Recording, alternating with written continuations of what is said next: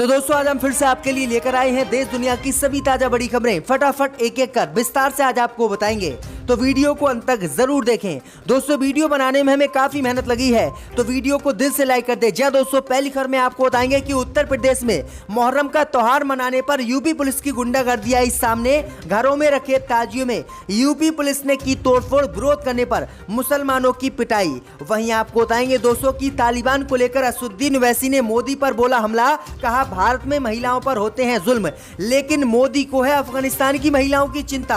वहीं आपको बताएंगे दोस्तों की अलीगढ़ के बाद अब मिर्जापुर का नाम बदलने की हिंदू संगठनों ने मोदी अमित शाह से की मांग, योगी जल्द बदल सकते हैं मिर्जापुर का नाम। वहीं आपको बताएंगे दोस्तों की तालिबान के विरोध में उतरे प्रधानमंत्री मोदी, कहा आतंक के जरिए सरकार बनाना ज्यादा दिनों तक नहीं चलेगा। वहीं आपको बताएंगे दोस्तों की फेसबुक का अकाउंट राहुल गांधी का बंद कराना चाहती है भाजपा। आज राहुल गांधी का बीजेपी ने हटवाया एक पोस्ट। वहीं आपको बताएंगे दोस्तों की भाजपा ने नॉर्थ एमसीडी में दिल्ली में किया करोड़ों रुपए के मिड डे मील में घोटाला। आम आदमी पार्टी ने किया खुलासा, तो भाजपा के उखड़ गए हैं पाम। वहीं आपको बताएंगे दोस्तों की मनीष सिसोदिया ने मोदी पर बोला हमला, कहा मोदी सरकार चाहती है राज्य सरकारें कहें कि ऑक्सीजन की कमी से देश में नहीं हुई है कोई मौत। तो सभी खबरों को आपको एक एक कर बताएंगे दोस्तों, वीडियो को अंत तक जरूर देखें। इसी बीच बढ़ते दोस्तों अगली खबर की ओर, तो यूपी पुलिस की गुंडागर्दी आई सामने। बरेली में घरों में रखे ताजियों में यूपी पुलिस ने की तोड़फोड़। जी दोस्तों, आपको बता दें ये बड़ी खबर सामने निकल कर आई दोस्तों की उत्तर प्रदेश में मुहर्रम का त्योहार मनाने के दौरान यूपी पुलिस की गुंडागर्दी सामने आई है। दरअसल आपको बता दें कि कल पूरे देश में मुहर्रम का त्योहार मनाया गया था और ताजिए घरों में रखकर उनकी इबादत की गई थी। इस बीच खबर सामने निकल कर आई दोस्तों कि उत्तर प्रदेश के बरेली जिले के वाकरगंज क्षेत्र में घरों में रखे ताजियों में यूपी पुलिस ने तोड़फोड़ की और विरोध करने पर मुसलमानों की पिटाई की, जिसके बाद वाकरगंज चौकी का जो है मुसलमानों ने घेराव किया और तनाव बढ़ गया। वहीं आपको बता दें कि जिन पुलिसकर्मियों ने ताजियों को तोड़ा और मुसलमानों की पिटाई की, उन पुलिसकर्मियों पर कार्रवाई की मुसलमानों ने मांग की, जिसमें स्थिति काफी खराब हो गई और फिर एसडीएम सहित कोतवाल को मौके पर पहुंचना पड़ा और पूरे क्षेत्र में पीएसी को डालना पड़ा, जिसके बाद स्थिति तनावपूर्ण हो गई है। तो किस तरह से बरेली सहित उत्तर प्रदेश के कई क्षेत्रों में यूपी पुलिस ने जबरन घरों में घुसकर ताजियों में तोड़फोड़ की है, जबकि उत्तर प्रदेश की योगी सरकार ने गाइडलाइन जारी की थी कि उत्तर प्रदेश के मुसलमान घरों में ताजिए रख सकते हैं, उनकी इबादत भी कर सकते हैं, जुलूस और ताजिए सड़कों पर नहीं निकाल सकते, और मुसलमानों ने ऐसा नहीं भी किया। लेकिन फिर भी यूपी पुलिस किस तरह से मुसलमानों के साथ अभद्रता कर रही है। इसी बीच बढ़ते दोस्तों अगली खबर की ओर, तो असदुद्दीन ओवैसी ने तालिबान को लेकर मोदी सरकार पर बोला हमला, कहा भारत में महिलाओं पर होता है जुल्म,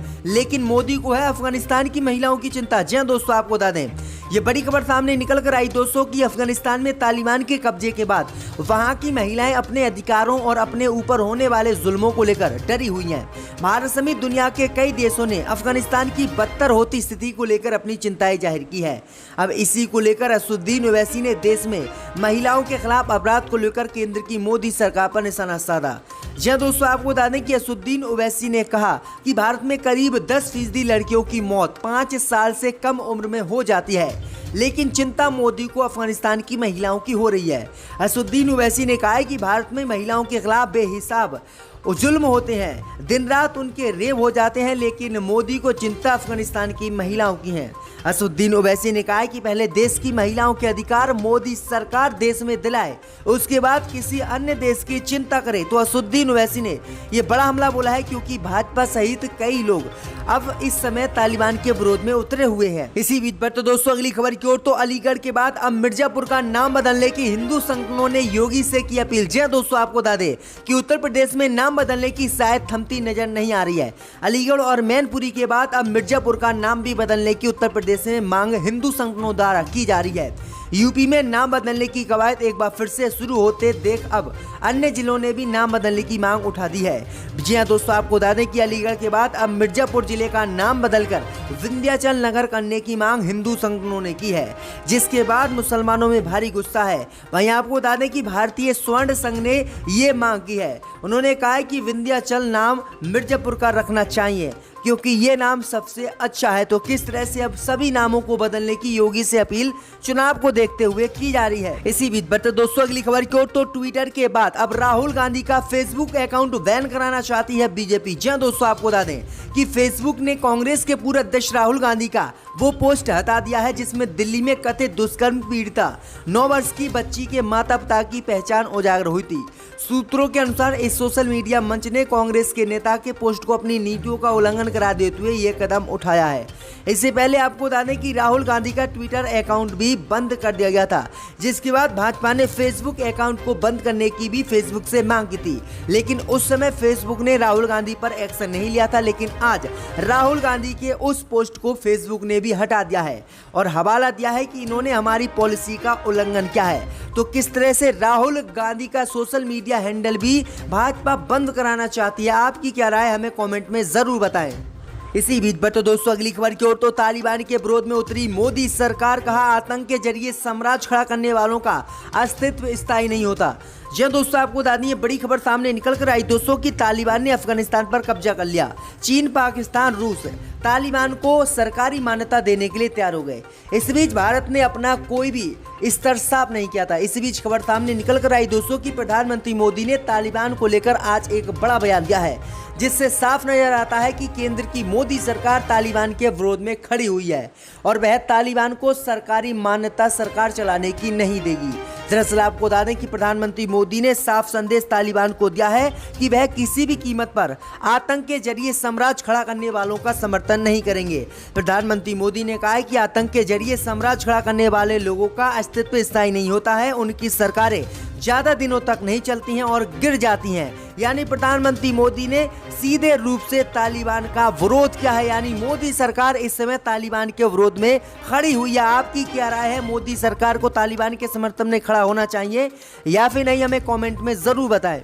इसी बीच पर तो दोस्तों अगली खबर की ओर तो मोदी अमित शाह पर भड़के मनीष सिसोदिया, कहा मोदी सरकार चाहती है राज्य सरकारें कहें कि ऑक्सीजन से नहीं हुई है कोई भी मौत। जी हां दोस्तों, आपको बता दें कि दिल्ली के मुख्यमंत्री मनीष सिसोदिया ने केंद्र की मोदी सरकार पर ड्रामा करने का आरोप लगाया है। उन्होंने कहा कि केंद्र की मोदी सरकार चाहती है कि राज्य सरकारें कहें कि ऑक्सीजन की कमी से उनके राज्य में किसी भी व्यक्ति की मौत नहीं हुई है। वहीं आपको बता दें कि उन्होंने कहा है कि दिल्ली में ऑक्सीजन की कमी से लाखों लोगों की मौत हुई है और इसकी जांच होनी चाहिए और प्रधानमंत्री मोदी सहित अमित शाह पर इसकी मौत की जिम्मेदारी के लिए केस भी होना चाहिए। उन्होंने कहा कि मोदी सरकार हम पर दबाव बना रही है और हमसे कहलवाना चाहती है कि राज्य सरकारें कहें कि ऑक्सीजन की कमी से कोरोना से किसी की मौत नहीं हुई है। उन्होंने कहा कि दिल्ली के राज्यपाल अनिल बैजल भी मोदी सरकार के साथ हैं। उन्होंने कहा कि मोदी सरकार जांच कराए और जांच में जो भी बात सामने निकल कर आएगी वह स्पष्ट होगी। तो ये बड़ी अपडेट आ रही दोस्तों। इसी बीच पर तो दोस्तों अगली खबर की ओर तो दिल्ली में कृषि कानून के विरोध प्रदर्शन के दौरान घर लौटे एक किसान की मौत। जी दोस्तों, आपको बता दें ये बड़ी खबर सामने निकल कर आई दोस्तों कि कृषि कानून को लेकर पिछले 8 महीने से दिल्ली की सीमाओं पर किसानों का आंदोलन जारी है। इस बीच खबर सामने निकल कर आई दोस्तों कि दिल्ली में किसान आंदोलन में शामिल हुए एक किसान अपने घर लौटा और घर लौटने पर उसकी मौत हो गई है। दरअसल आपको बता दें कि तीनों कृषि कानूनों को रद्द करवाने के लिए संयुक्त किसान मोर्चा का एक दिल्ली में आंदोलन चल रहा है और मोदी सरकार से इसे रद्द कराने की मांग कर रहे हैं। भैया आपको बता दें कि ये किसान पिछले 5 महीने से दिल्ली की सीमाओं पर किसान आंदोलन में शामिल था और मोदी सरकार से कृषि कानून रद्द करने की मांग कर रहा था, लेकिन मांग जो है ना होने पर पूरी ये किसान दिल्ली से घर लौटा और घर लौटने पर ही इसकी मौत हो गई है और इसका नाम रोहन लाल शर्मा बताया जा रहा है और ये किसान कांझला के क्षेत्र का है। तो ये बड़ी अपडेट आ रही दोस्तों। इसी बीच पर तो दोस्तों अगली खबर की ओर तो नॉर्थ एमसीडी में भाजपा नेताओं ने किया करोड़ों रुपए का मिड डे मील घोटाला, आपने किया खुलासा, भाजपा की बड़ी मुश्किलें। जय दोस्तों, आपको बता दें कि उत्तरी दिल्ली नगर निगम के आप नेता प्रतिपक्ष विकास गोयल ने गुरुवार को अपने बयान में भाजपा की नॉर्थ एमसीडी के करोड़ों के मिड डे मील घोटाले का खुलासा किया है, जिसके बाद भाजपा की मुश्किलें बढ़ गई हैं। उन्होंने कहा है कि नॉर्थ एमसीडी ने दाल के स्थान पर काला चना और वनस्पतिक घी के स्थान पर पामोलिन बांट दिया है। यहाँ तक कि बच्चों को दी जाने वाली सूखे राशन की किट के वजन में भी घोटाला किया गया है। विकास गोयल ने कहा है कि नॉर्थ एमसीडी के कमिश्नर संजय गोयल और भाजपा नेताओं के मामले की पूरी जानकारी है, लेकिन अभी तक कोई बड़ी कार्रवाई नहीं की गई है। मैं एमसीडी में बैठी भाजपा से कहना चाहता हूं कि इस तरह जनता को परेशान करना आप पर भारी पड़ने वाला है। लोग आपको एमसीडी की कुर्सी से उखाड़ फेंकने का मन बना चुके हैं। तो किस तरह से भाजपा कुर्सी पर बैठकर एमसीडी की घोटाले करवा रही है, आपकी क्या राय हमें कमेंट में जरूर बताएं। इसी बीच बढ़ते दोस्तों अगली खबर की ओर, तो तालिबानियों के समर्थन में उतरे मुनव्वर राणा, भड़का हिंदू महासभा, राजधानी लखनऊ में दर्ज कराई एफआईआर। जय दोस्तों, आपको बता दें कि अफगानिस्तान पर तालिबान के कब्जा करने के बाद इसी क्रम में तालिबान को लेकर कई मुस्लिम बड़े नेताओं ने बयान दिया है और तालिबान का समर्थन किया है। इस बीच खबर सामने निकल कर आई दोस्तों कि देश के मशहूर शायर मुनव्वर राणा ने एक बयान देते हुए महर्षि वाल्मीकि की तुलना तालिबान के आतंकवादियों से कर डाली है। वहीं इस बयान को लेकर एक हिंदू महासभा के राष्ट्रीय प्रवक्ता शिशिर चतुर्वेदी ने हजरतगंज थाने में एफआईआर दर्ज कराई है। उन्होंने आरोप लगाते हुए कहा है कि महर्षि वाल्मीकि की तुलना तालिबान आतंकवादियों से करना हिंदू समाज के साथ साथ देश का अपमान है। ये हिंदूवादी संगठन कभी भी बर्दाश्त नहीं करेगा।